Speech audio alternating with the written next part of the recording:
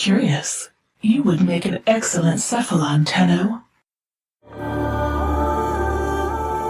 Welcome to Cephalon Squared, a Warframe community and podcast. Find out how to join the collective by heading over to our website at cephalonsquared.com. Now, here are your Cephalons, Greg and Lucas.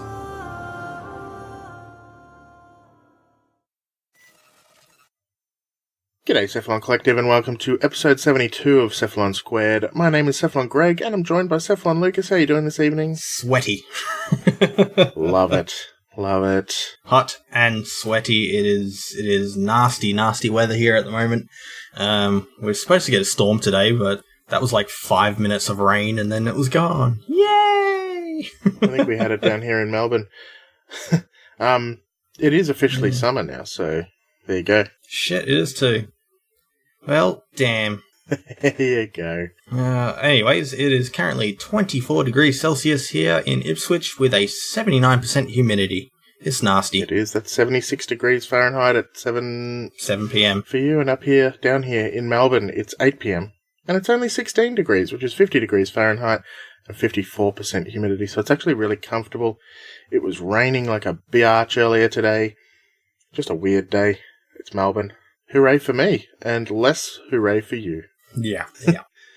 Alright, what'd you get up to in Cephalon this week? In Cephalon? Yeah, definitely in Cephalon.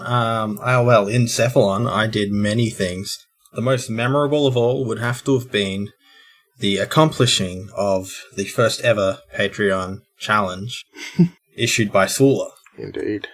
100,000 alloy plate, and I did it. It only took me, 5 hours? I don't know. Approximately 5 hours. Too damn long, but I did it. It was a farm from 0 to 100,000. It wasn't collect a total of. No, it was I had to go and get exactly that amount. It was a pain in the ass. Yeah, I started with 133,000, so I didn't need to collect a total of 100,000. Yeah. But I think by the time you docked out, you were at about 60 to 70,000. Yeah, probably about 65-ish. Yeah. Yes. So that was a thing. On that note, so if you are wondering why Sula got to give us a challenge, that is our highest tier of patronage. If you go for the Become as Gods tier, then you get to give us a challenge every month that you are under that tier.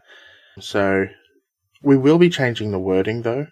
Oh, yes. Because we can't do 5-hour challenges every time. In fact, we will be making it so that it's somewhere around the 3-hour mark, which is a comfortable stream for us. Or just anything else you want us to do that's not time-based. Anyway, back to what you were saying. I've forgotten. Probably wasn't that important. Yeah, probably not. Other games you played? Not really any other games. It's mostly been Warframe this week. Yeah, I haven't. I've had a really busy week. It's the end of the year, which is among the busiest in sales, so it's just been nuts for me. And I am reviewing Shenmue 3, so that's taking up a bit of my time. And, of course, playing Warframe, which is wunderbar. And I did get my Railjack this week. Yay! Woo! So that's been fun, and I look forward to being able to talk about that at some point in the future when everyone's got it. But we'll have to wait, I guess. Alright, so that's, I guess, it for the intro stuff. Now, before we get into the news, I will say this. This is a little bit of a different episode. If you've been paying attention over the last few weeks, you'll know that we have an interview tonight, and tonight we have an interview with Lucas Schuneman, who is the voice of Nef Anyo and Tyl Regor.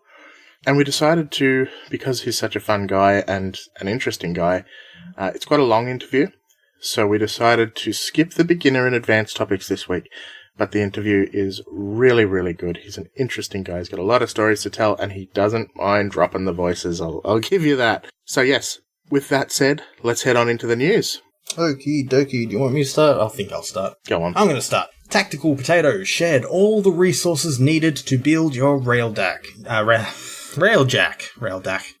We'll also share the link in the show notes, so look forward to that. It will be there, and you can view it at your own discretion. Exactly. So last week, in the beginner topic, we talked about all the resources you need to build the dry dock and Cephalon Psi. Well, this will help you build your Railjack, and when you see it, your jaw will hit the floor, so prepare. Bring a jaw sling. Alright, Steve Sinclair shared a whole bunch of New War videos and images this week, which made a lot of people think, hey, hang on, why is he working on the New War and not Empyrean? Some people are thinking that, given some of the things that Cephalon Psi says in the Rising Tide quest, no spoilers, that Empyrean and New War may come out alongside each other. I don't necessarily think that's definitely the case, and Steve can work on whatever the hell he needs to work on.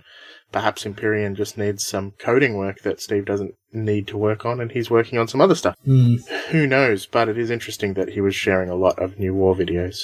I mean, go back to a few months ago during one of the dev streams, they did say that New War would essentially be part 3 of Imperium. Did they? I don't remember them saying that. I remember they said part 2 of Empyrean was flight, and part 3 take would flight, and then part 3 was... I'm pretty sure they said part 3 was like New War, or something along those lines. It basically gave off a sentient feel to it. Possibly. So yeah, maybe that's it. It is the third part of Empyrean, so still, if it is the third part, probably not this year. But it was still interesting, and the pictures are amazing. Look them up. Yeah. And don't forget to nominate Warframe for the Labour of Love Award on Steam. The link is also going to be in the show notes, and we all know that DE deserves it because they just keep pouring in the love to this game. Yeah, and I saw when they shared it on Twitter, there was a whole bunch of people, and I mean a whole bunch of people, lots and lots of people said, no, you don't deserve it this year because I haven't enjoyed the game as much. And it's like, it's a really selfish point of view. That's pretty fucking rude. You've got to look at... I mean, you've got to give the award to someone. Fair enough. And I think one of the others that's up for it is Path of Exile. And to be honest, if you play both of those games, maybe you might want to give it to Path of Exile. Fair enough. But there's no need to be rude about it, in my opinion. DE does what they can. And yes, they can't do everything that the community expects or ask of them. But people just expect a bit too much, I think. Yeah. Demand. Calm down. I mean, last year was probably one of the biggest content droughts we've had in Warframe, yet for some reason this year we're getting more complaints from the community. Yeah, because they're not getting specific things that they want. Makes many sentence. Yeah. But anyway, that's just what I wanted to say on that one. Next one is that the Lich Trading update has been submitted to cert for Xbox and PS4, so you will be getting the Crimson Branch real soon, probably this week. And as a separate note to Switch users, there was an update to the cert that they supplied, so if or when you finally get the Old Blood, it will be up to date and on par with Xbox and PS4, so that's pretty cool. In addition, as an apology for Switch update's delay, alerts for Ash and Vauban Prime blueprints have been added for the weekend. Yes, and they're going to give you a whole bunch of other stuff as well, so... Yeah. It's a tricky one, though. It's a real tricky one, so I hope they figure it out soon. And lastly, DE made a 10k donation to Movember for all of the mustaches worn during November. Yay. I don't actually know how it works. Maybe they were always just going to be giving them a $10,000 donation. I mean, I don't think there was like a counter towards the number of mustaches worn equals the amount of money donated. Well, nothing that we could have seen, at least, anyway. Yeah. Maybe it was like a $1 for every mustache purchased. Because they'd be able to check those things. They would, but it's a very, very round number. And also, it's a pretty low number. 10,000. Yeah. Not a low number in terms of a donation. A $10,000 donation is pretty significant, but a low number in terms of the amount of players there are that would have just thrown out a single credit for a mustache for shits and giggles. Yeah. But who knows? Anyway, kudos to D. Yeah, good job. You did good. You did. Okay. Now, the last piece of news is less good. And it is an apology on our behalf. So, for the last 3 or 4 months, we've been running a Captura competition with the aim of using that Captura in a calendar that we would make available to the community at large. However, when I went to DE for final approval, showed them all the images and said, hey, as we discussed earlier this year, we've been planning to make a calendar. here are the images we want to put in the calendar, and this is how we plan on doing it. They came back to us and said, unfortunately, you can't sell screenshots, which makes perfect sense. We hadn't even thought of it. So specifically, you can't sell screenshots for profit. And I thought, okay, well, what about if I just make it so that we don't make anything from the sale? So it's just the cost of the calendar. But in the end, the website that's making them makes profit. So it's one of those things where they were just like, yeah, probably best you don't do it. You can make them and give them away to people. They're actually quite expensive. So we don't know what we're going to do. What I am going to do instead, and I know it's not as good as having a cool calendar to put on your wall, I am going to put up the images on the website. So I'll put up all of the entries as well as the winning entries on a special page. But yeah, we do want to make an apology. We didn't really think it out as well as we possibly should have in advance. So if you were excited about seeing your work on a calendar, you have our apologies. You did win 300 platinum and you did win the respect of your peers. However, we weren't able to make the calendar. Sorry about that. It was pretty disappointing for Lucas and I as well, but it is understandable. But these things happen. Exactly. All's fair in love and war and business. Anyway, on a much lighter note, let's go and have a chat with young Lucas, shall we, Lucas? Yeah, sure. Let's go talk with Lucas. All right, we'll see you on the other side. Okay, our guest today is an actor with a number of primarily voice-based projects to his name, from character-based work in video games and animation through narration for commercials, corporate presentations, audiobooks, and many more projects besides. His voice talent can be heard in games such as Deus Ex The Fall, Payday 2, Tropico 4, and many, many more. You can also hear him in Marvel Avengers Academy, Psycho Pass, the movie, and One Piece, among many other animation projects. But of course, we know and love him for his work in Warframe as Nef Anyo and Tyl, however you want to say it, Regor. Please welcome Lucas Schuneman. Thanks so much for having me, guys. It's so wonderful to be here. Thanks so much. It's amazing to have you on the show. And as a starter, I don't know how to say his name either. I've asked questions. They don't tell me.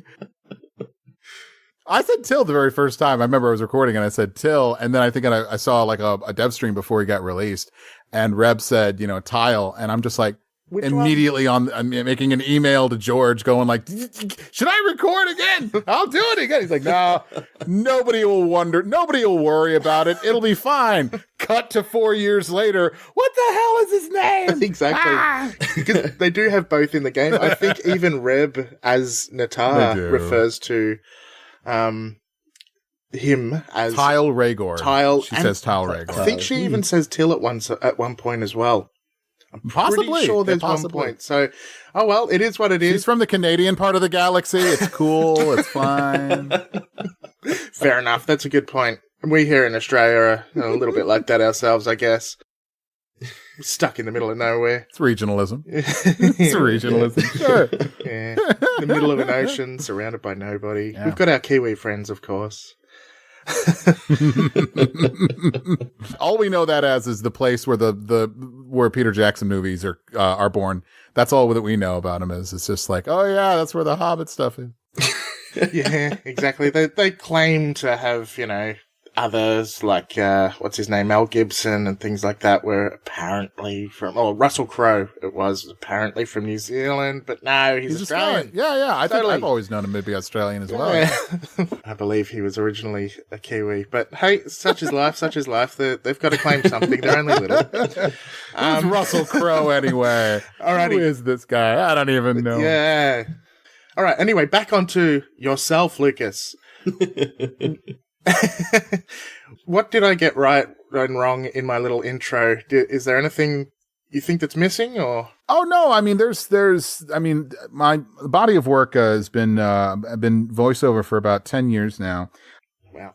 I've been very, very fortunate to do a lot of stuff in that time. And, you know, I could sit here and just recite my entire resume to you guys. And honestly, you know, sometimes the stuff that you find out there on the internet isn't even true about some of the stuff. There's stuff on my IMDb that isn't even true. But, so you got the stuff. Everything you said was technically accurate. So everything was there. Yes.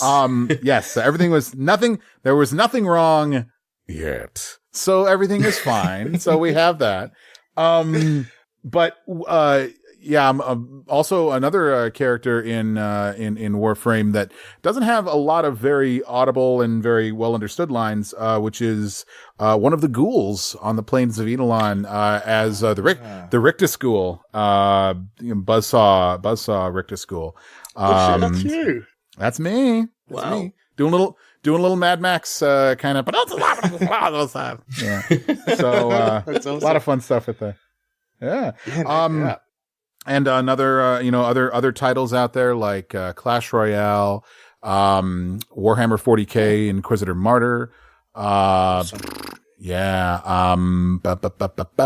I got new things coming up next year, including the sequel to the kind of sleeper indie hit Dying Light. So I'm going to be in Dying Light 2. That's a great game. Yeah, I'm very excited about that one. And a couple of other projects that I can't talk about yet.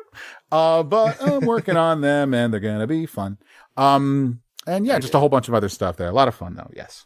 So your full-time 100% voice actor career, is that right? Yeah. I mean, full-time is an odd thing. You know, nobody is really like a full-time. It's like being a full-time artist of any kind, a full-time dancer, a full-time painter, a full-time magician. It just isn't, it's not really a full-time kind of a thing. It's that usually the idea of being full-time is that there are people that are working 40-hour weeks. Don't get me wrong, in the industry, but the people that are actually working, 40, if you go by like hours per week, it's not even like that. Most of the people that would consider themselves to be, quote unquote full time, is that that's their main source of income. It's that they're working hard enough and making enough money over a course of a year to be considered equivalent to some kind of full time job out there. And I would consider myself that. I still have a part time job on the side, but yeah, it's only like a 16 to 20 hour a week job, and it's fun. I wouldn't be doing it if it wasn't fun. So fair enough. Yeah. Because I can imagine voice work would be sporadic, and you've got to what's the word? Audition for the roles, and absolutely, yeah. No argument there. The only times I don't have to audition is basically when I've worked with companies before, and they know what I can do, and they kind of go, "Hey, by the way, we're making this thing. Do you have the time to give us something? We know your range. We know what you've done. So make something up here. We trust you to carry the character." And sometimes I'm very, very lucky to have that kind of stuff. And so we just kind of roll with that. A lot of different things like that. But otherwise, yeah, it's finding auditions. It's getting stuff. It's, sending in, all sorts of different stuff out there. So yeah, it's just catch as catch can. Fair enough. And you mentioned there, sometimes they'll ask you to sort of be the character or create the character. Was there a guide for either Nef or Tyl? If you say Tyl or Tyl, I know I know the man you're talking about. So that's fine. I know who you're talking about. Was there a guide for them, or did you base them on anything specific? Did they come from you? Did they come from DE? The guides that came from DE, they both came from DE, and they were at the time, and this was 2015. When I know it's been a long time. 2015 when the descriptions for them came out. They've since changed their policy, and most of the time when you get an audition side for Warframe and from DE, there is not only a description, but there's usually a picture to go along with them. I unfortunately did not have a picture of either one of these characters. So all I had was a physical description. I actually made a Reddit post about this on the Warframe subreddit that's out there about us, basically the step-by-step process that we did to create Tyl Regor. But not Nef Anyo, because Nef Anyo was, strangely enough, right out of the gate, It was exactly what they were looking for. I've never had to make any adjustment of Nef. His character, which was, described to me as kind of a Southern preacher without the Southern accent. And it was, he was a preacher / con man. And he was just this, very monetary focused character. And I've got kind of like an archetype in my head. I had an archetype in my head, and I still do, for that type of character. And so when I went in with the audition for that, which was, by the way, the first role that I got hired for, and then like a couple weeks later was when Regor came down, because it was for when they introduced the bursas way back when, and it was that was for the false prophet mission, which was what that was. So tongue in cheek and a little bit of wordplay, false prophet mission, which was always fun. So went in there, did that, and nailed it, and that was fun. And that was the first character that I voiced in Warframe was Nef, and it was only about the 7th or 8th character that I auditioned for. So I auditioned for like 6 or 7 characters, then I got hired. So, tried and true tale of voice acting is that you don't just stop at the first thing, and you don't just hope for the first thing and then go, oh, they hate me, they'll never hire me again, they don't like me, blah, blah, blah, blah, blah. No. You keep trying until something sticks. That's the whole idea of it. So I did that for Nef, kicked off, great, wonderful. Literally like 2 to 3 weeks later, Tube Men of Regor, the event between Aladvi and Nef, choosing a side between them and them going into that. And then this was the reworked Tyl Regor from the previous, like, pre-update 17 version of Tyl Regor, which was still upside down mask Tyl Regor, but then he was, I don't know, I guess he was insulting your fashion sense or something way back when. I've heard stories about this. I don't know. I mean, Tyl's not a fashionista as far as I understand it. I haven't been asked to critique. I'm not doing Project Runway here. It's not my thing, but still, it's what it is. But the character for Tyl was, and again, I went into a deep detail on this one and really did a deep dive, on this subreddit. So look up the Warframe post out there, on the thing up there, because it was really great. But there was a description, no picture, and it was a back and forth between myself and DE, and mainly George Spanos, lead sound designer, and heck of an awesome cat out there, who we went back and forth, I think 4 iterations. So just basically, I send him something, he would send me feedback. That was one iteration. I would record something again, send it off. He would send me feedback on that. That was the second iteration. We did this 4 times before we locked down Tyl's kind of characterization, his delivery, his tone, his pitch.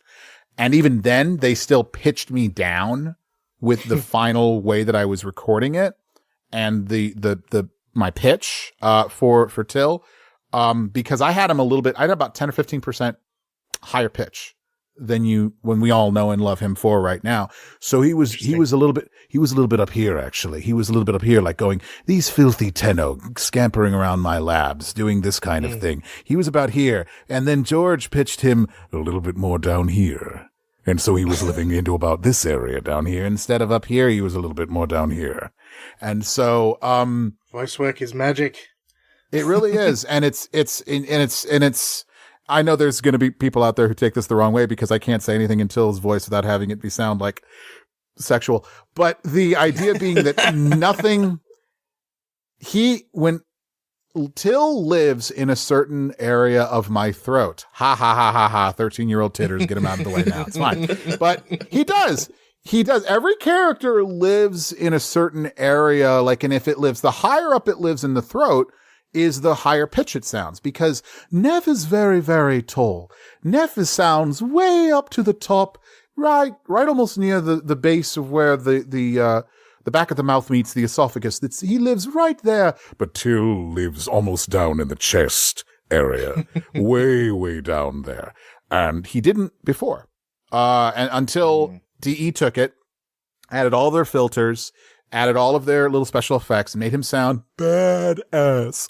And when I heard Tube Men of Regor, I was like, oh, that's what you wanted. And then from there, I was like, the Nata quest and the assassination, and we came back to everything else. And I was like, okay, now I know exactly what you want him to sound like. So then they didn't have to do any kind of alterations to it.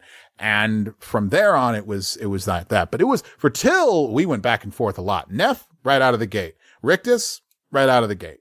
And I did get a picture with Rictus, so there you go. That was, cause that was the ghouls, so that was, belong there. But, yeah, for anybody interested in exactly hearing how the back and forth went, I actually post like some screenshots of our emails and the description of what, Tyl looks like. I can't remember it off the top of my head, but it's, Tyl was basically described to me as a very intelligent sociopath. And I'm paraphrasing, but there's more to it that's out there on the thing. But he was intelligent and a sociopath, but he was also a scientist. And I remember the very first one that I did for him was like I saw like Doc Brown from Back to the Future. Like I saw a big white lab coat and I saw this dude who was not jacked at all, because when are scientists jacked in culture, when are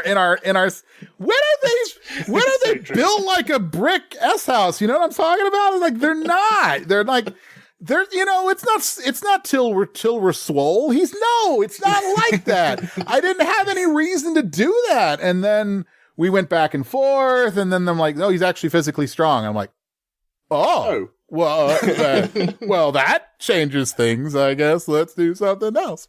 And so, yeah, the first iteration, I think there might even be some samples that I put up in the subreddit, of actual auditions, of actually like, breakdowns of the actual samples that I had, audio samples that I had. Oh, nice. Yeah, like pre-filtering and everything. So you get to hear a little bit about what I did, and then you'll go like, that doesn't sound like Tyl. Of course it doesn't, because that's what people do. We build it together, and that's the whole thing.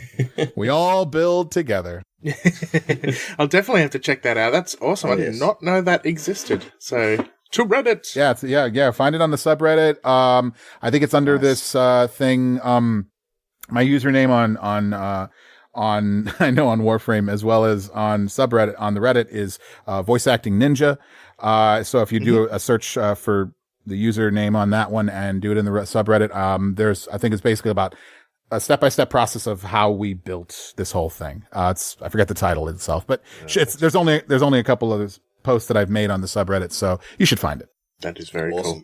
So you do play Warframe?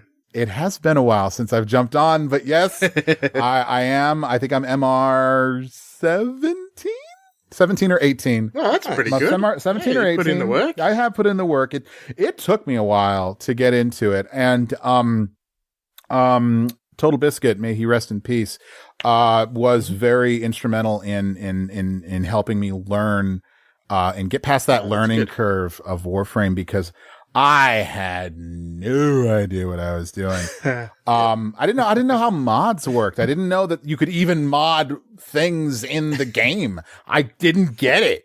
I was bad. But yeah, that's why we exist. It starts off like and that. And the other creators always been so good. And that's, I'll say it, and I'll say it forever, is that the Warframe community, and this is not coming from a sense of, oh, I'm a part of Warframe, so I have to say this. No, screw that. The Warframe community is one of the best damn communities out there. The most helpful, the most giving, the most thoughtful, the kindest, the most patient. I've run into so many people, and it's like, that doesn't even come from me going, yeah, by the way, I'm voice of these two bosses in the game, so please help me. No, that's not even like that. They do that regardless. And I'm just like, you guys are so nice. This is for a free game. This is great. You guys are so nice. Exactly. It is a great community. Silverlight Lucas, over to you. Yes. Okay. So besides from Warframe, who has been your favorite character to play? There's a stock answer for this, which is cheeky, but it's the whatever character I'm getting paid for right now. That's my favorite character right now. That's the cheeky answer. Fair point. But I mean, to be all serious about it, is that you can't have a favorite in voiceover. You really can't, it's some people will say that, and then some other people will go, oh, no. This character, and then you'll hear other voice actors go, well, no, this one's my favorite. And you usually find that voice actors will have a favorite when they have a recurring character that they get to do, which honestly, especially in video game work, you don't get to come back to a character that often. You usually go in, you record 1, maybe 2 sessions, and then you're done. And you never come back to that character because the game is over. And if you might make a sequel, and you might come back and do some things again. Or you might do other characters within the same game on different sessions, but now it's a different character. So you don't get to revisit those kinds of things. And so it's hard to really have a recurring character. But the fact that Tyl and Nef are both recurring for me, it does solidify them a little bit more, in my memory. And I do get to have that. Does it mean that they're my favorite? No, I love all these characters that I get to do for different reasons. If I didn't love every character that I did when I went into the booth, nobody would sound good. It'd only be like, no, I only want to do those characters. That's it. That would be it. I will say this though, and I know it's not exactly the question that you asked, but I do have a favorite type of character to play, which I do get to, which I never knew I was going to be doing until I actually started doing it, which is villains. I didn't sign up to be a villain all the time, but boy, oh boy, do I love being villains. I love being the bad guy. I love being that dude that when you play it, you're like, oh, just shut up. I will punch you in the face, man.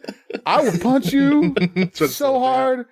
I have people that are just like, they're just like, please don't do Nef's voice in front of me because I will want to punch you in the nose. And it's like, that's okay. I appreciate that. I like your honesty. I'm going to take 3 steps away from you now, but that's okay. TennoCon is interesting. That's something different. Oh, no doubt. Nobody ever did that to me at TennoCon. At least that's what the lawyers say. Anyway, but moving on. No favorites, but definitely a favorite type. Awesome. Well, as I was saying, you definitely do a great job with villains. For the simple fact that you've got 2 in Warframe. Well, technically 3, but 2 in Warframe. One that is loved and adorned by everyone, and the other one that is not loved and adored by everyone. Despite for the right reason. Oh, trust me. Yeah. There are plenty of Nef Anyos out there. Let me tell you something else. Oh boy, howdy. Praise the mother-loving prophet void. I tell you something else. These ones are crazy in love with Nef. They're not as numerous as Tyl, but everybody loves a deep voice. I mean, that he's a robot dad. Everybody loves Papa Tyl, but I mean, Uncle Nef doesn't get as much love, but he's definitely got some love out there. I've seen the fan art. I've seen the NSFWs. It's out there. Trust me. I've read the fanfics against my will, but I've read them and they're there. So yes. Awkward. It's love, Love is love is love, It all comes from that. That's what it is. So yeah. It's true. Perfect. It's great. So you've done a fair bit of work for anime. Yes. Was this by chance, or are you also an anime fan? Oh, I was definitely an anime fan. Nice. cut my teeth on DBZ, back on Toonami, just like a lot of us did when we started watching it, but obviously not everybody did. And was a big fan of One Piece before I got a chance to audition for it. Big fan, and really appreciated the English dub that they did. Went to wrote rather after I had some years on my resume of actual voice work.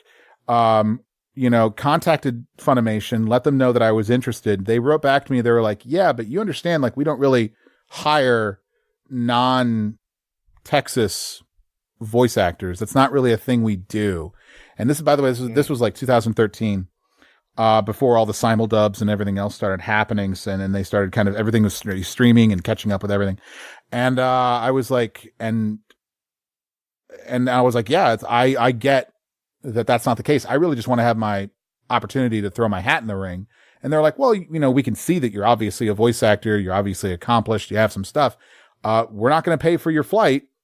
and this is the rate that we pay our voice actors. You might be eating some costs, but if you want to have a chance, yeah, we'll let you know when the next kind of general audition would be. And I said, sure. And it happened to be about 5 months later that they had one, happened to be for One Piece, and decided to drive down to Texas, which I will never do again. Chicago to Texas, Chicago to Dallas, Fort Worth is not fun. And I didn't know what I was getting into. And I was like, yeah, I made a mistake. It's like I made a horrible decision. And road trip. Yeah, it was bad. Anyway, had my chance, auditioned, went in there, and thankfully, I think with my background and what I had done and how my my workshops and training and everything else that I'd had kind of made me kind of aware of what I could bring and how I could bring it. Went in there, made a solid work. It was my very first time auditioning for anybody at Funimation, with a dubbing company, with an anime company, and I got lucky. I got, it's kind of what it is all about. It's all about auditioning, but also making sure that you're also fairly lucky. And not only got to be in One Piece, but I got a named character in One Piece. He was in one of the movies. He's in plenty of the shows, a couple of arcs. And so every now and then, after I got the job, I would fly down to Texas to record then. And, which again, I was eating some costs to do it, but I mean, I wanted the chance to, build up my resume and show them that I could, do the work. And, I was literally known as that guy from Chicago because that's how many Chicago actors that they had down at Funimation. And there's like 300 actors on their roster, at least, last time I counted, there was like 300 plus. So there's plenty of actors who aren't from Chicago. And so when you're that dude from Chicago, it's like, oh, yep, I know where I stand. And it's cool. No, I love them, and I love them to death. It's great. And but yeah, I got to have a freaking devil fruit in One Piece. I got to be one of the Marines in One Piece. It's crazy. I'm like, what? I'm like, that's so cool. So and then while I would go down there and do that, they would be like, well, we know that you're just here to do a couple of episodes of One Piece, but you want to do some other stuff and other things? We got extras, we got room, we got time, we got some things. And I'm like, yeah, sure. So I'll blend it in there and we'll make some stuff happen. So it kind of allowed me to be on things like Psycho-Pass and things on Gangsta, and they made a live dub of one of the three actually of the Rurouni Kenshin movies. They did this a lot, like live action dubbing, I should say, not live dubbing, but live action dubbing of the movies. And I got to be in a little bit of that. And I got to be in, what else? Show by Rock, Prince of Stride, about a dozen actually. And so it was really cool. And, it's like one, all of it kind of surrounding One Piece. So it was very, very happy. That is awesome. I do like to add on that it's like my experience doing all that is very much atypical. That is not usually how it works. Usually you're in Dallas, Houston, you're in Texas where that kind of stuff is happening around Funimation, Sentai, where they're making the work basically. Or you're out in LA where they're making the work out in LA. But not in Chicago. Chicago isn't known for being, character-based stuff like animation and movie kind of voiceover work. It's actually what we're known for in Chicago is commercial voiceover work, which is why I get to do a lot of my production and present commercials, trailers, things like that. And so I get to do stuff like that. Cool. Yeah, it is cool. You've kind of touched on it a little bit, but just how hard is it to make a career out of voice acting? Yeah, so that's the $1 million question, isn't it? It's hard to. I mean, how does any artist really make a career for themselves? It's persistence. It's knowing where your skills are. It's knowing what brand you have and what you bring to the table. It's marketing those skills and making sure that what you bring is specifically like this, like I know what I'm good at and I'm going to bring this stuff here and I'm going to show you why I'm the person for this role because I'm the best choice. And it's pushing and doing that over and over and over again. How do you get to be a professional dancer? You keep dancing. How do you get to be a professional stage actor? You keep doing stage shows. How do you get to be a professional singer? You keep singing. How do you get to be a professional juggler? Keep them balls in the air. You know, you keep doing it.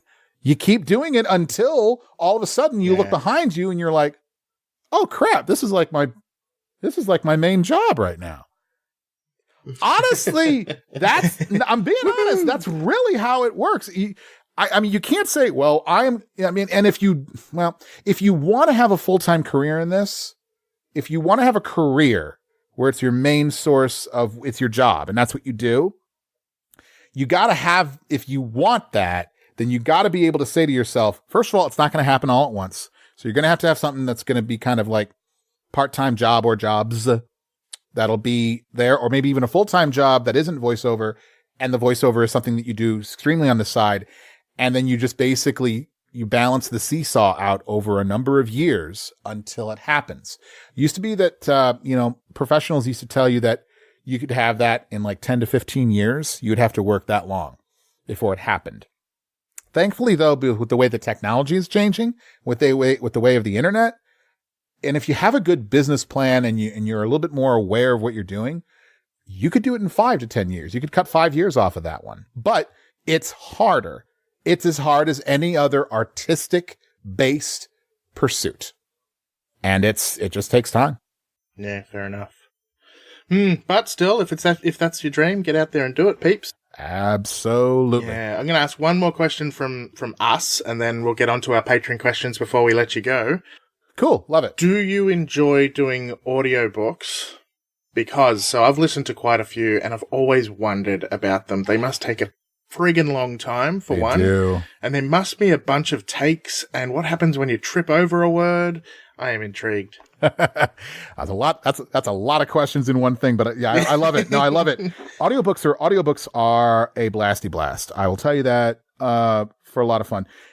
One of the problems though that we find ourselves now in the audiobook culture is, the influx of things like Amazon, where Amazon will basically self-publish, basically not self-publish, but an author can self-publish through Amazon, where Amazon basically goes, we're going to sell this on our website. We're going to send it through, the Kindles and all of the ebooks and stuff that's out there. So all of these writers who don't have an agent and have never made anything are able to now write whatever they want and can publish through Amazon. But also because of that, and Amazon also owns Audible. So now you've got all of these different, and Amazon's going to push every single writer out there to go, hey, we made your book. You want to make an audiobook? That'd be cool. And then and again, because every time that audiobook sells through Audible, Amazon's going to get a cut of that, and Jeff Bezos does a little dance. So he's dancing right now. He is. I said his name. He just grew another millimeter. Anyway, I'm being silly. I know. But the point is, that because of that, the quality of the audiobooks out there, I'm not saying the quality is going to go down, but the number of audiobooks to be made out there suddenly goes up. And because of that, everybody and their brother wants to try to do this audiobook thing. I don't want to say that lowers the quality. I don't think it does. But what it does is it makes it hard to find the good audiobooks where you really, really love it. I've been lucky enough to find some really, really good stuff that I love. Unfortunately, though, and this is just the reality of the situation, and it doesn't take away from the audiobook experience or the audiobook recording experience. But the way that they get sold through Audible, usually and that's usually the platform that gets used, is that it's kind of a royalty thing. Every time the audiobook sells, the narrator gets a cut, and so does the author, and so does Amazon. So, and usually it's Amazon gets 50%, author gets 25%, narrator gets 25%. That's usually how it goes, unless you basically set up a deal where you're going to say, I'm going to record this for a set amount of money up front, and author, you get to take the other, Amazon takes 50, and then author takes now the other 50%, and you don't take any royalties. I will say it like this. I've been recording audiobooks for the first audiobooks I recorded were way back in like 2013. And, I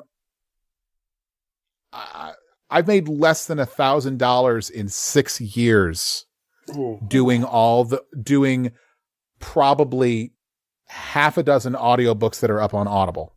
Wow. And and you're right, the amount of time that you put into this, and the amount of work and editing and all that other stuff that happens, yeah, it does not match for the amount of money that I've made. But at the same time, I didn't sign up to be a voice actor because of the money. Fair enough. Nobody signs up to be an artist because of the money. Like, I want to be a street musician because I want money. Yeah, keep going for that. It's the reality of the situation. Now, going over to your question about like, how do you maintain is it a lot of work? Yeah. Does it take a long time? Absolutely. How do you mess up if you mess up a take? You know what I do? I pop my cheek. That's what I do. It's a fun thing that I do. So I'll just kind of go, pop. And then Gloria came down the stairs. He looked to nope, should be she. She looked to the right. And when it does that, and what the does is it creates, Greg, you know this, you did this, like that. It's like doing a clap. It makes that peak that you can really see in your editing software. So you go, aha, that's where I have to go and fix that thing right there at that sharp little vertical line in the audio editing software. Yep. So I do that, and that's when I see it. And thankfully, I've also got a really good audiobook client that I've been able to find since I really don't do a lot of stuff through Audible, and it's been much more lucrative. It's been a lot more massive in volume, and I think it's a lot more helpful to the audience in general. And that is, I work with a textbook company out there, and what I do is I record little short snippets of text and stories for teachers that are in class. And instead of the teachers going, okay, Billy, you read the first paragraph. Okay, Susie, you read the second paragraph. Because we know we never liked that in school. They get called on to read the paragraphs in school, right? The teacher just goes onto this website that I work for and just goes, oh, Martin Luther King, I Have a Dream. Click. And it's just me doing Martin Luther King, I Have a Dream. And it's just, there's this thing. Or it's me doing The Most Dangerous Game, or it's me doing this thing. It's not the whole story, but usually it's little bits of it. I just did Death of a Salesman, like a little snippet from the show of Death of a Salesman, which I was in college. So I was kind of like, aha, I'm back to being Willie Loman again. Yay. So I've probably done damn near 80 to 100 little snippets of things for them, from things that are like small little intros to like 20-page readings of these huge things. And they've been very kind to me. They keep coming back to me over and over again. And I get to do so many characters, and I get to do so many reads, and it's so much fun. And it's helping high school students and middle school students out there. And it's helping teachers. And, I come from a teaching family, so it's like, I'm all for that. That is super cool. That's a really good idea. Nice. Yeah. I like it. And I'm lucky. I'm lucky that I got to, that again, with my business sense and where I was as a performer, I saw an opportunity, and I had a chance to reach out with them. I showed them what I was able to do. I showed that I was versatile. I showed them that I wasn't just a narrator, but I was also a character creator. I could do accents, and I could do old, I could do young, I could do different races if they needed it.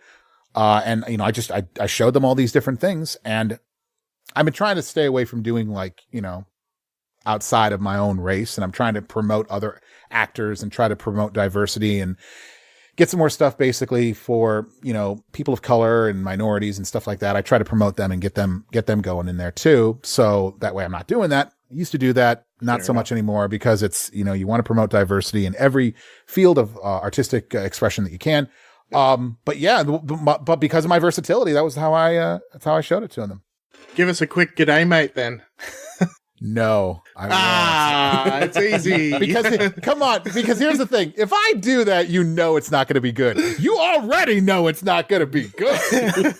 That's why we want you to do it. Yeah, all right. I'll give you a little bit. Do it. G'day, mate. That's not too bad. Yeah, I don't think that I have the strongest Australian accent out there. I always feel like subtle is the key. And, when is it too subtle, and when is it too strong? Yeah. I don't know. It's not too bad. There's a little bit too much what I would call twang. It is, and that's probably that's that Steve Irwin in the back of my head kind of a thing going in there. He's very, very strong. He's a real Australian. Yeah, and again, and I get that, and being able to kind of tone that down is really, really hard. But I always tell people who come to me with questions about accents and doing voices, I always say when it comes to accents, subtlety is the key. Do not go crazy. You are not Dick Van Dyke and Mary Poppins. Do not go crazy. Nobody needs that. I love it. We all laugh because we know exactly what we're talking about. Exactly. God, it was so terrible, but so wonderful all at the same time. All right, so we've got 4 questions from our patrons that are left, and we've taken up a lot of your time, so we'll try and get through these for you quickly. We really appreciate you being on. So I'll start problem. The first one is from Raven X99, and a couple of the questions he asked were already answered by you, which is great. But he does mention that you were probably one of the earliest professional voice actors that DE hired. And he's wondering, were you possibly the first that wasn't an employee? And did they know how to work with professional voice actors at that time? That's a good question, Raven X99. Thank you for the wonderful question. No, I wasn't the first. As I was saying, I got to audition for about 7 or 8 roles before I landed Nef, which was the first one.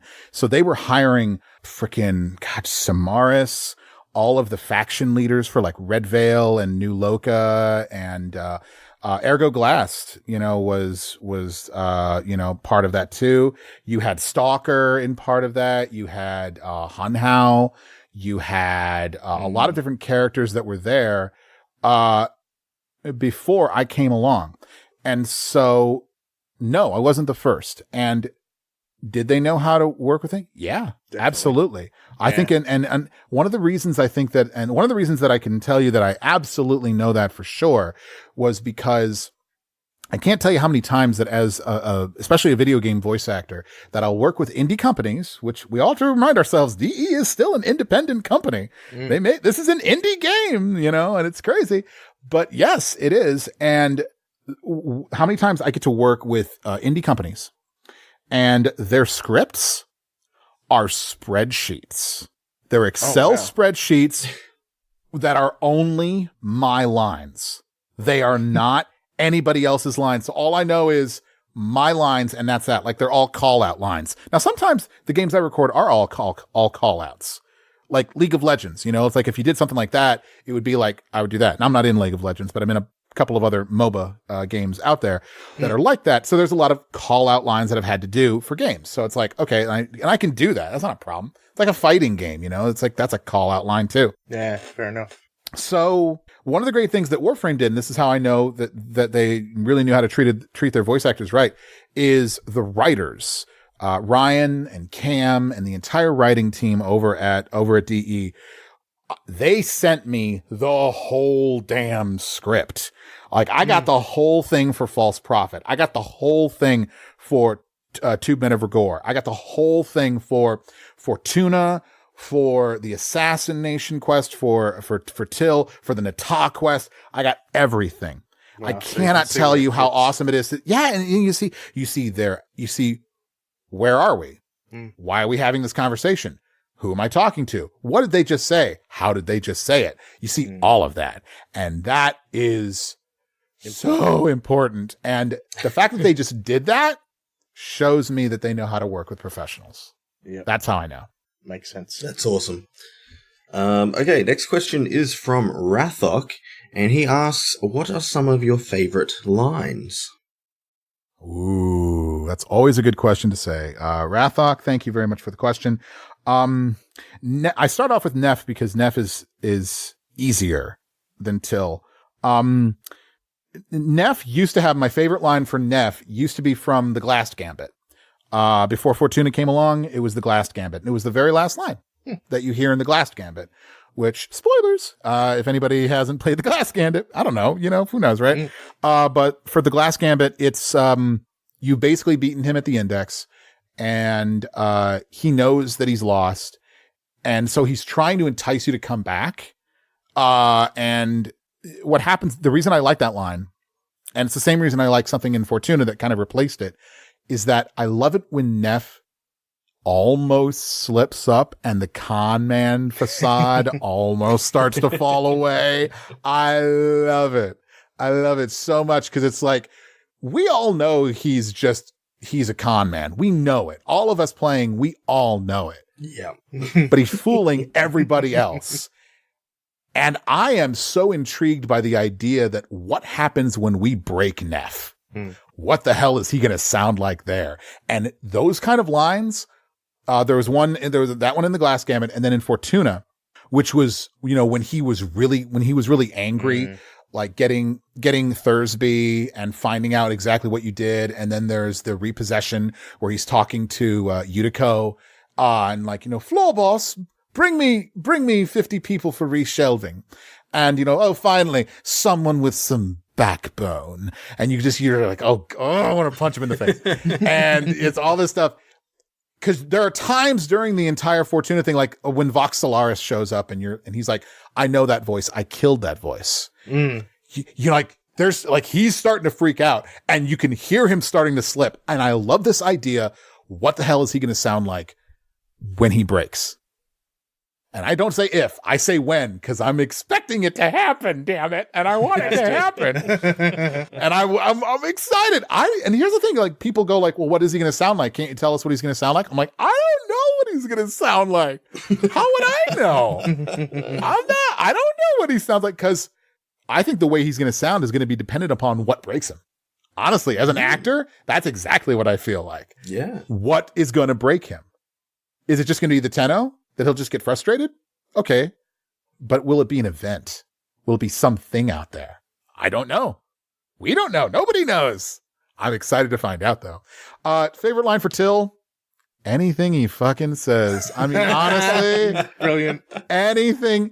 How could I not love any line that he had? I will say the funniest thing about that I did have, which I swear, two lines. One, it's hammer time. I never knew that now let me say this. I never knew that line was going to take off the way that it did. People attach themselves to that line like it's hammer time. And I'm just like, okay, but you have to understand something. When I recorded It's Hammer Time, I recorded like, just like I did for every other line, I recorded like 6 or 7 variations for it. So the line that you hear for It's Hammer Time was the big over the top one that I did. And I was like, they're probably not going to use that one, but okay, let's do the other ones. It's hammer time. It's hammer time. Oh, it's hammer time. And then I was like, it's hammer time. And then like, that was the one they loved. And I'm like, okay, cool.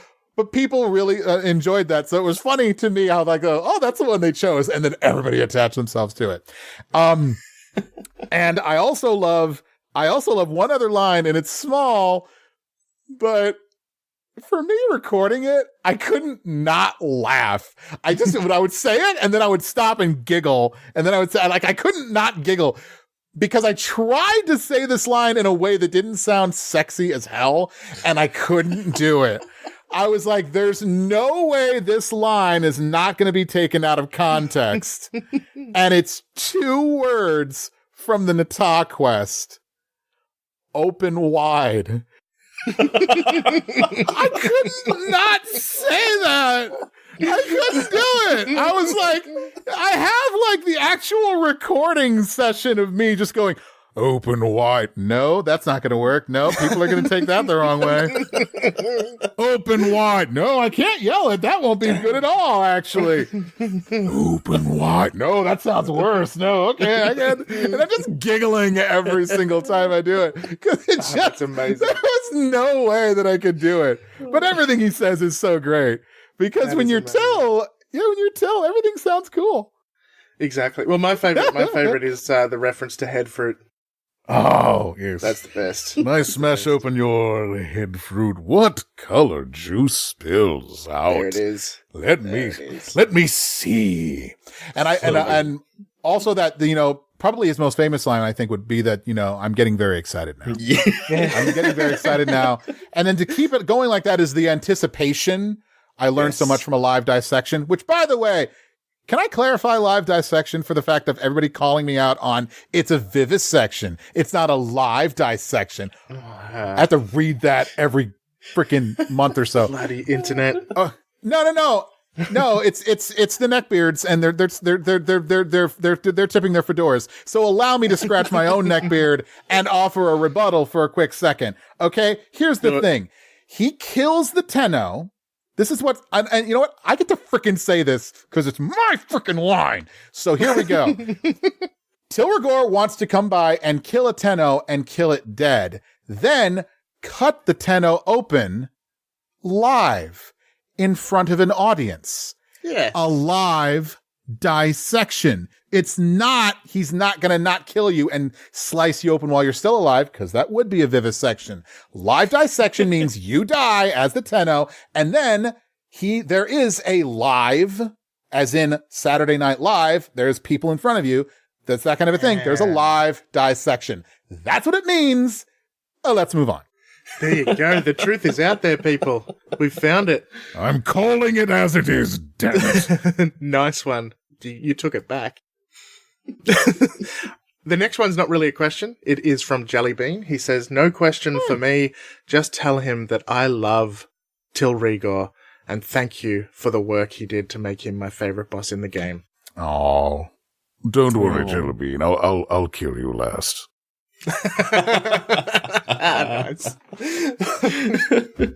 Nice. And our final question is from Cannibal Kiwi, and this is a very serious question. All right. Have you got any more spare legs? As some days I just don't feel like I have any leg to stand on. I do have the legs from TennoCon. I actually still have That was brilliant, by the way. Oh my God, I planned that for months. Oh, that was so much fun. Reb had no idea either. I was just like, I got something planned. She's like looking at me like, what do you have planned? And I'm just like, don't worry, it'll be fine. It's fine. Oh man.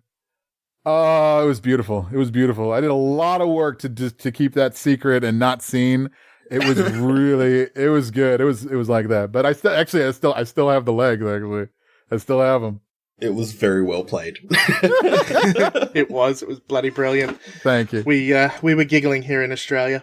Thank you, Camel Kiwi, for the question. Yes, of course. Thanks to Cannibal Kiwi. All right, that is it for the Patreon questions. And we, like I said, we've taken up a shitload, I think is the technical term, of your time. And we really, really appreciate it. This is a fantastic discussion. And we also love and thank you for your work in the game, and hopefully we'll see a lot more to come from our favorite boss enemies. I have been waiting for that Nef Anyo boss fight for so long. I'm waiting. We all. Oh man, when he rips it off and he's like freaking swole as hell just under there, it's just like, yeah. Where was he hiding this is all what that? The prophet, the void provides. Let's wrestle, raw. You know, and just makes it like, oh God, what? Nef can do that? That's crazy. And I'd love it if like there was like a cinematic with like Rhino, and then Rhino gets up there and just kind of like they frickin', you know, like Hulkbuster Hulk kind of like punch in the middle, and there's that shockwave, and then Nef just kind of pushes through and knocks him back. Like, you were hiding that? Like, I don't know. That's my dream. I know it's not going to happen, but that's my dream. That'd be amazing. You've obviously been thinking about it. No, I'm talking about. Let me shuffle this fan art and these blueprints out of the side. No, it's fine. No, it's fine. I don't know what you're talking about. I don't have plans that he grows a helicopter beanie and flies around like Inspector Gadget. I have no idea what you're talking about. Yes, exactly. No, I appreciate you guys having me on the podcast. I'm so happy to you know, talk to Warframe people. You know, again, the Warframe community is just so damn cool, and you guys are so giving, and you know, obviously very, very invested in the game, and I love talking about it and stuff. I love having discussions about it, and I can't wait to see where it goes either. Definitely. Well, it was absolutely our pleasure. So thank you very much. Thank you. Thank you. It's been an absolute amazing chance and opportunity to have this discussion with you. Thanks a lot, guys. That was an awesome interview. Amazing. The dude is just funny and personable and just a nice guy. I did see, actually, he joined Quite Shy's video stream the weekend after we interviewed him, because we actually interviewed him about 2 weeks ago. And he was on there with Reb Ford and DK Diamantes and Blaze, and they were all having a good old chat and pretending to act out or read a very terrible fan novel from the internet. And it was fantastic. Lots of fun. So I do recommend anything you see him in is probably going to be a good time. So check it out. Absolutely. Top-notch bloke. All right. So on a high note, let's move on into the regular segments, minus the beginner and advanced topics, because, you know, we're already an hour into the episode. So what have we got here, Lucas? We've got Love Letters to Disco Box. Beautiful.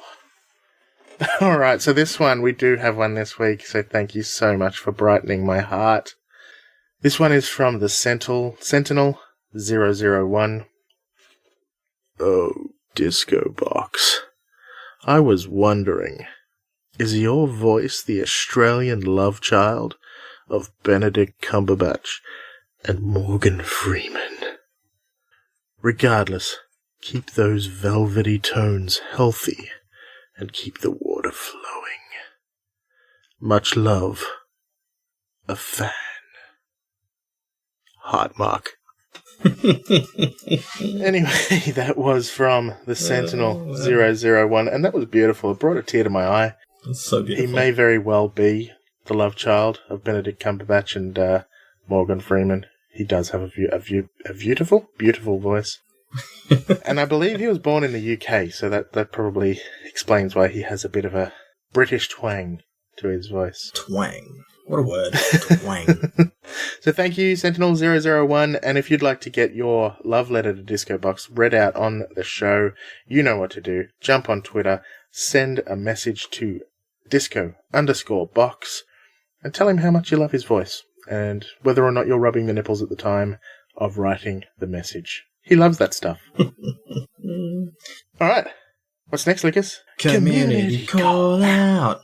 First off, we have a cookie to give out. Ooh. It's a random cookie, but it's a cookie nonetheless.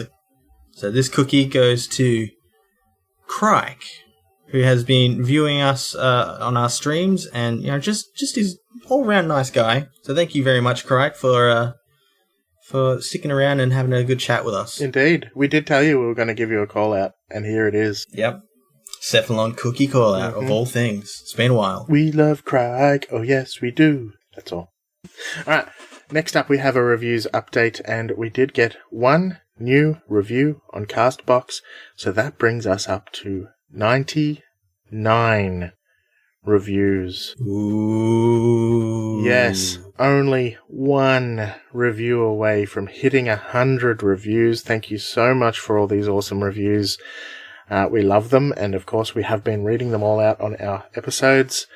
So please be that 100th guy or gal and write us that review on any of those platforms: iTunes, Podcast Republic, CastBox. Send us it via email, whatever you like, preferably iTunes, because hey, that's where everyone listens to stuff and that's where we need the exposure.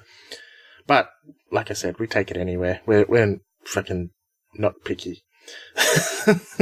We love the reviews, and once we do hit that 100, we will be deciding on a date that we do our live cast where you can torture us and torment us in person, live. Well, but we also have plans for that too. We do.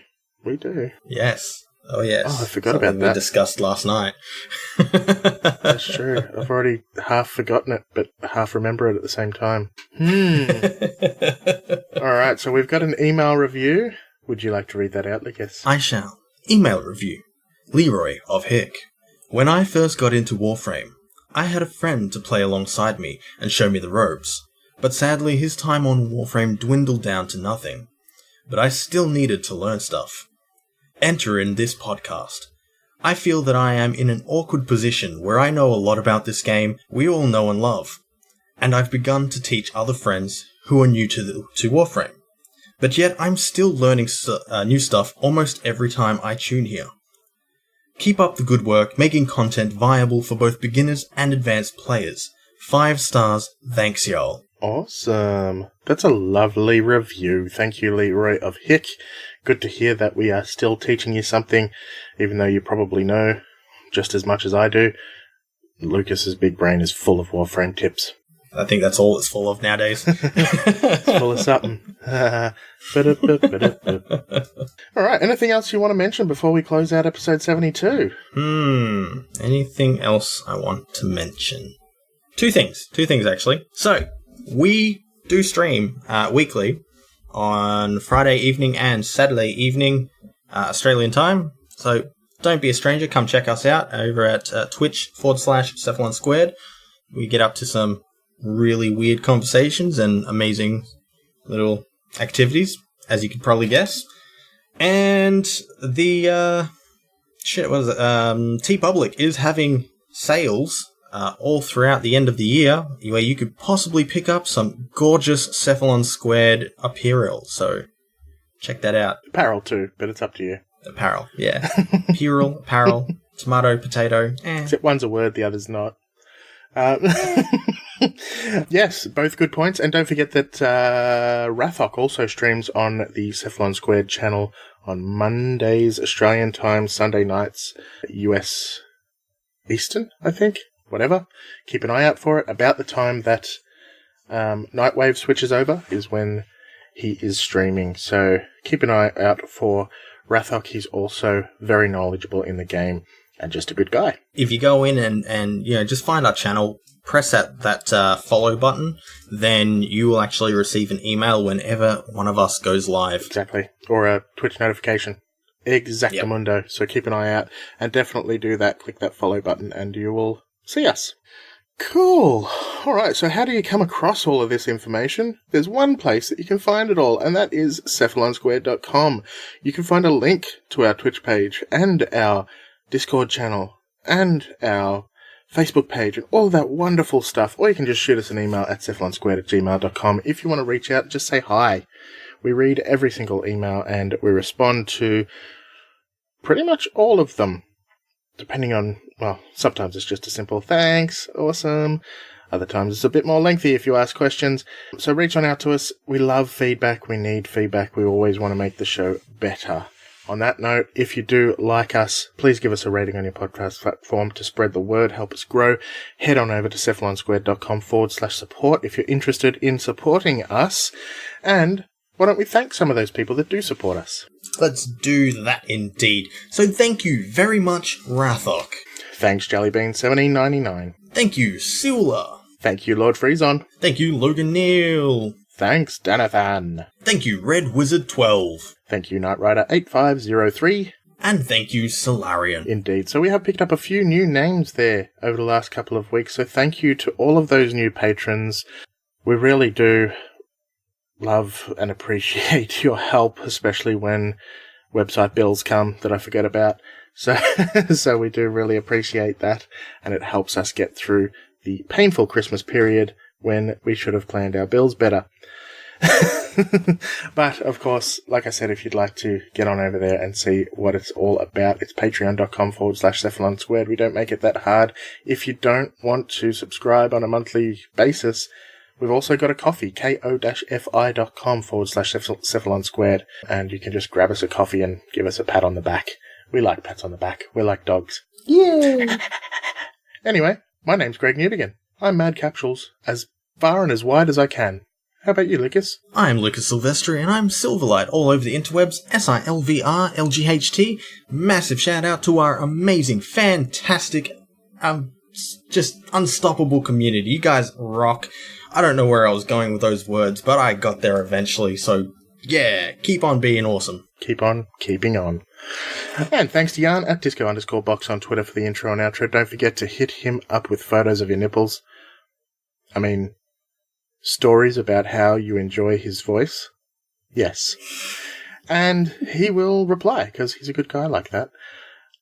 Thank you to you for listening to yet another episode of Cephalon Squared. What have we got coming up this week? I think it might be Grendel. Old bitey boy himself. Kirby Frame. That's the one. Kirby Frame. So thank you again, and we'll see you in a couple of days with Grendel. Thank you. Bye. Bye. Thanks for listening to Cephalon Squared. If you'd like to contact us, reach out via our website at cephalonsquared.com, where you can find us via email, Facebook, Twitter, or Discord.